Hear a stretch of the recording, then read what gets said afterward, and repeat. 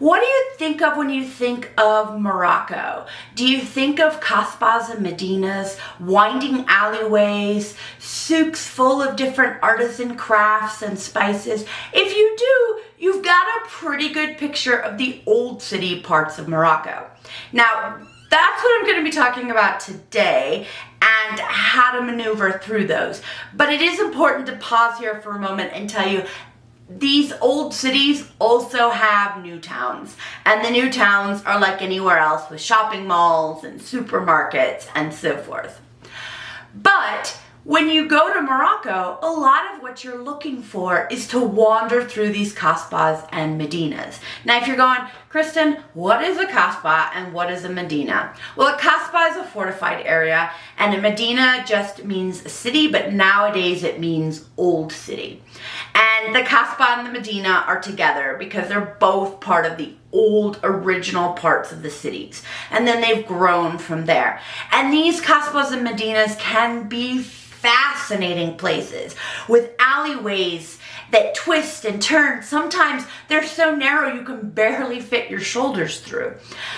Other times they're wider and they're filled with fascinating shops. You can find leather goods, spices, artwork, handicrafts, all kinds of really cool things. In another video, I'm going to actually talk about the artisans of Morocco. So make sure that you subscribe and hit that notification bell so you don't miss any of these videos about this really fascinating country of Morocco. The thing is, these Medinas, while they are fascinating, are also very confusing. Because they've got all these winding and twisting alleyways, and if you're like me, you wander through them and you're like, oh, this is really neat, and you kind of go down this way, and then, oh, look at that, and then you go down that way, and then you've made so many twists and turns that you might not be able to find your way out. And that's where the modern smartphone comes in. Now, ever since I first got my first smartphone and started using it for navigation, I was hooked. I love to move, and smartphones are fantastic. They can give you directions for driving, for public transportation, for walking. And in Morocco, the walking is where it was so important, because I would wander through these Medinas, or in some cases, like in Marrakesh, I was trying to find specific places in the Medina.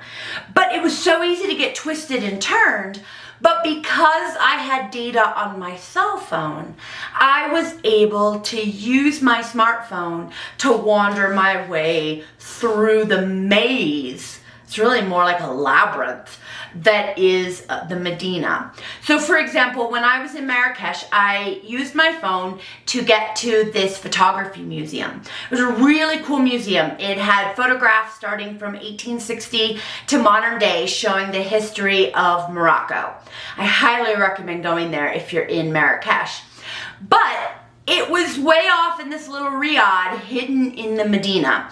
And so to get there, I'm literally following my phone. I've got the little blue dots for my walking path, and I'm following my phone, and sometimes I end up off the path a bit, but I look to see which way it says I'm facing. I even stop and turn to like orient it, make sure I'm going the right way.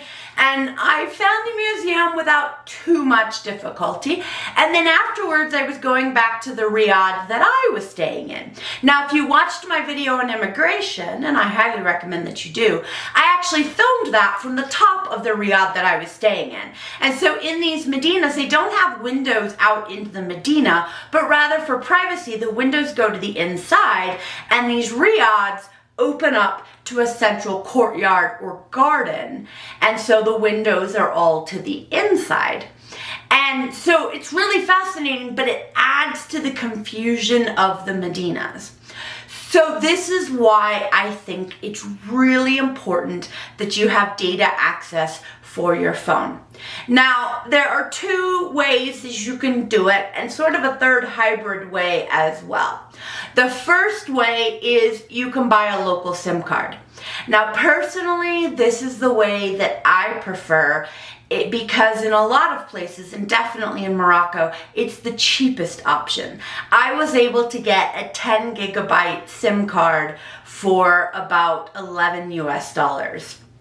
Versus the second option is you can buy international data with your cell phone provider. Now this one's a lot more expensive. It's going to depend on the carrier as to what it costs. But for example, one of my companions on my tour, she had gone with a hybrid option. She had purchased 1 gigabyte of data in order for her to have some data until she was able to get a local SIM card. And that 1 gigabyte of data cost her $10. Now, there are some challenges with both options. With buying the local SIM card, you have to make sure you have an unlocked cell phone. If you bought your cell phone through your cell phone provider, your wireless provider, and you purchased it on a payment plan, especially if you're still making payments, your phone is probably locked. I always buy my phones directly and pay for them upfront. And so my phones are always unlocked. Now with a lot of providers, once you've paid off the phone, you can contact them and get a code to unlock the phone.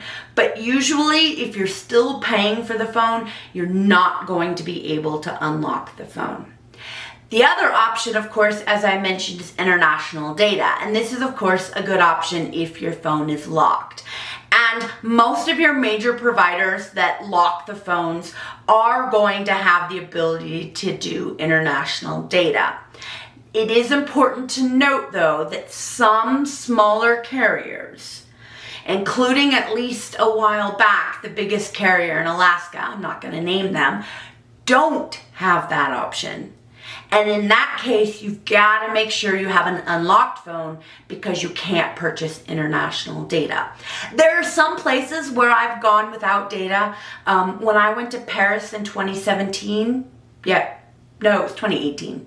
When I went to Paris in 2018, the price of the SIM card there was just too expensive. And I was living in China at the time. So the one time that I got just hopelessly lost and needed some directions, I simply paid through my Chinese wireless provider for a little bit of data to look up the directions and get myself unlost. Yes, I know that's not really a word. So when you're going to Morocco, I highly recommend you check your phones first and then decide which one you're going to do. Now, the hybrid option might be the best option.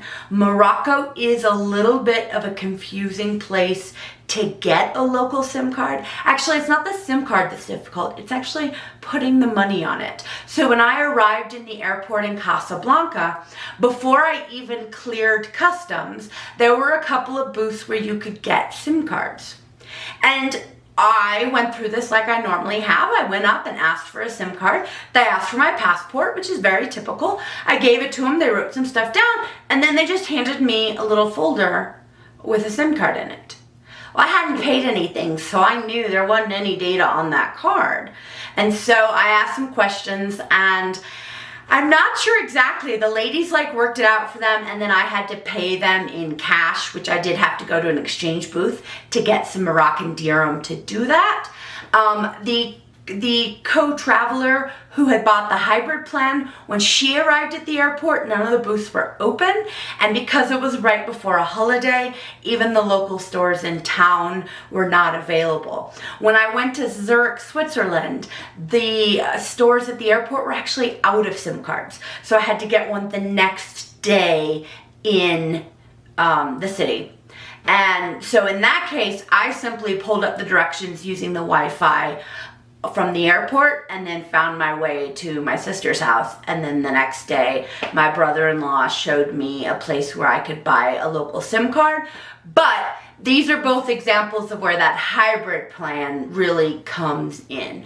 If you don't do the hybrid plan, make sure that before you leave the airport, you know how to get where you're going, because otherwise it can be more frustration and you want to avoid that. So if you enjoyed this video, please give it a like. And if you haven't subscribed already, I'd really appreciate it if you would subscribe. And be sure to click the notification bell so that as I release new videos every Tuesday, by the way, you will be informed of their release and so that you can continue to learn about Morocco and other amazing destinations. All right, bye for now.